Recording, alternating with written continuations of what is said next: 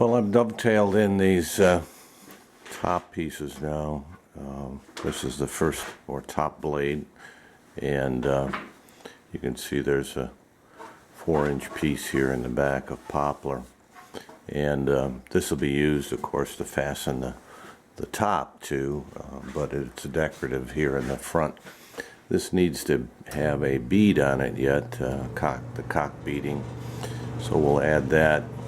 And then, of course, there's a mating piece that is vertical here where you have to miter the two cock beads together, so that's a bit challenging. But we need 4 more blades for the drawers here, so, and then of course the grooves for the drawer runners. So I think that's what we're going to work on today. Laying out the drawer blades and the drawer runners now using the story stick. So I'm working on the drawer blades here, and just like the drawer the bottom of the chest, the blades follow the same pattern, and so I traced from the pattern, traced it out onto this cherry here, and then cut it out with a jigsaw, and leave about a 32nd to a 16th of an inch over, and then use a flush trim bit on the router to finish it off here. So that's what we're doing at the moment. I'm putting the cock beading on the drawer blades. Potential of the human voice. The 8th person on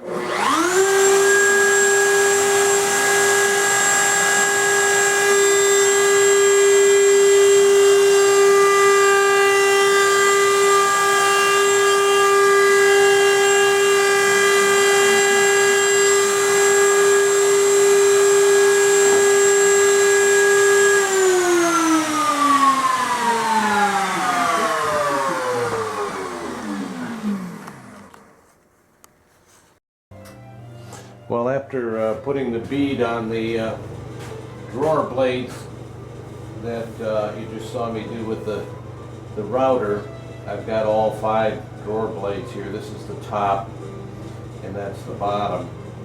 And I had left this square here cut out 1/8 of an inch long, knowing that it would be, rough here on the corners going around that router bit. So I just I had an extra 1/8 of an inch there, so I just gang cut it here square, and I've got the other one to do, and then they'll be to size. Well, I've got my sides all marked out now where the drawer blades and the drawer runners go.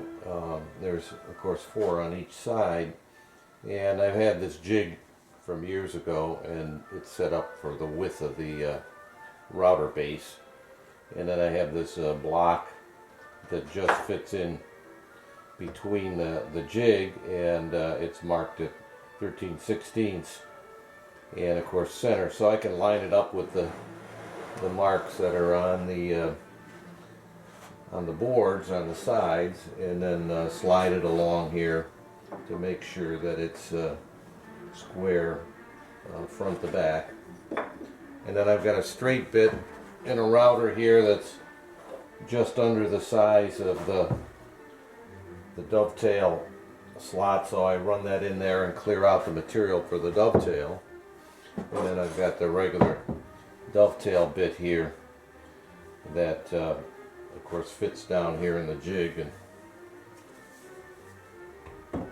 you can start it up and then just push it in till it meets the end of the line, and then back it out and so forth.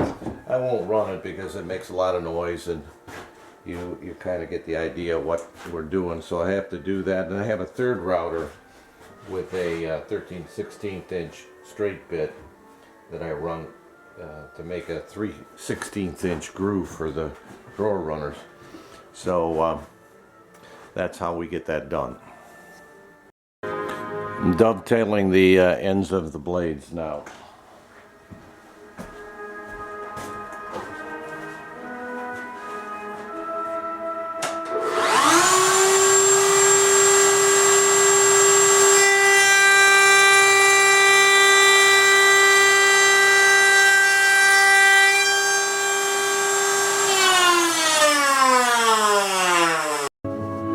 I'm using my Philister plane here to cut the rebate or rabbet on the back for the back panel.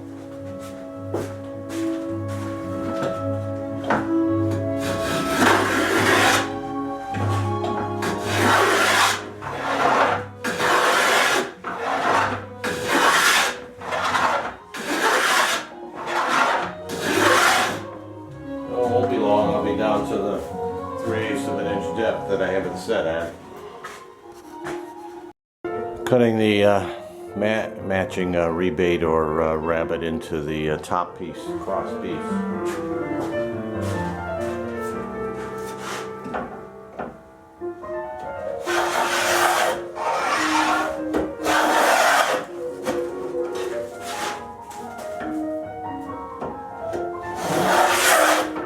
I'm taking a heavy cut here because I don't want to be all day waiting for it to get the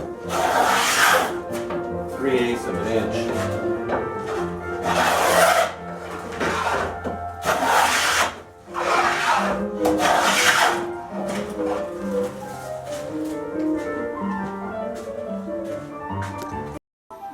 Well, there you have it. The chest carcass is assembled. The drawer blades are dovetailed into the sides.